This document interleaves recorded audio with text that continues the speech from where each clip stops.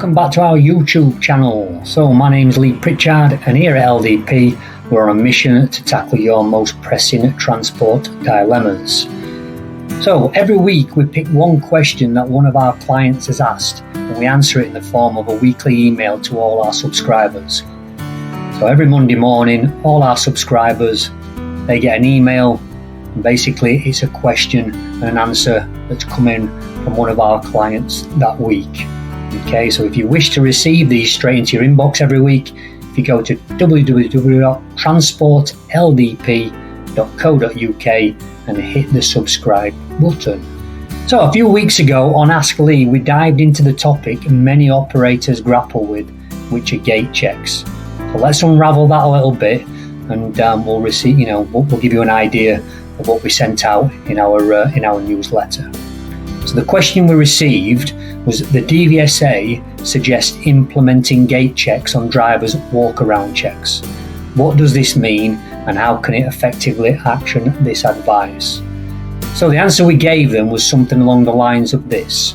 Gate checks are an efficient tool for verifying the meticulousness of drivers' walk-around checks.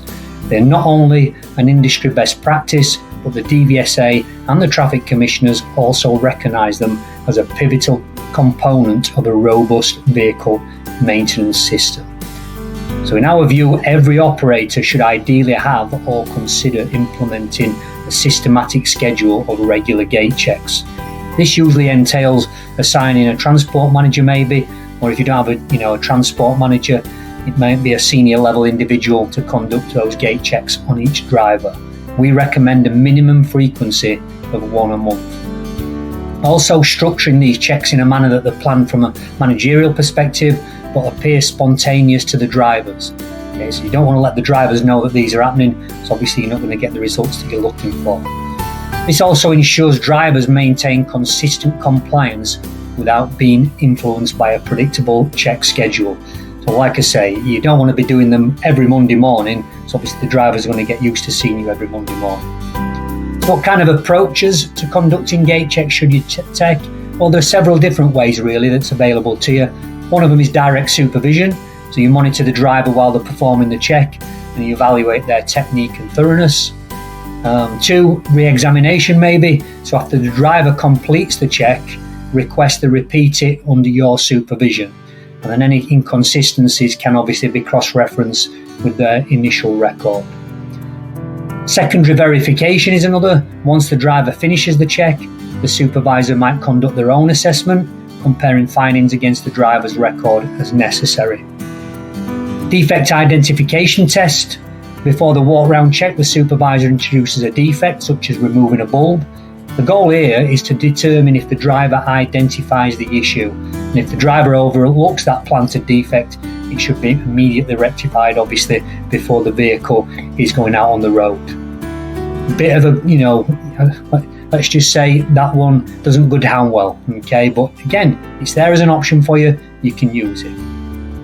So what about your documentation and your action steps? So every gate check, regardless of the outcome, should be documented.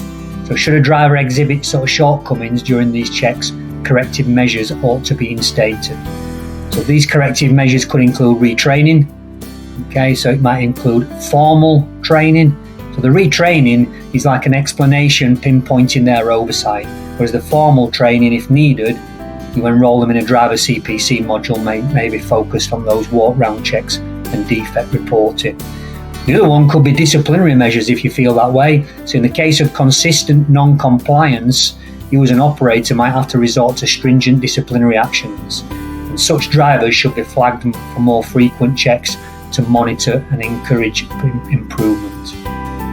So just to wrap this quick video up, in conclusion, these guidelines are integral to maintaining high standards of vehicle maintenance and compliance.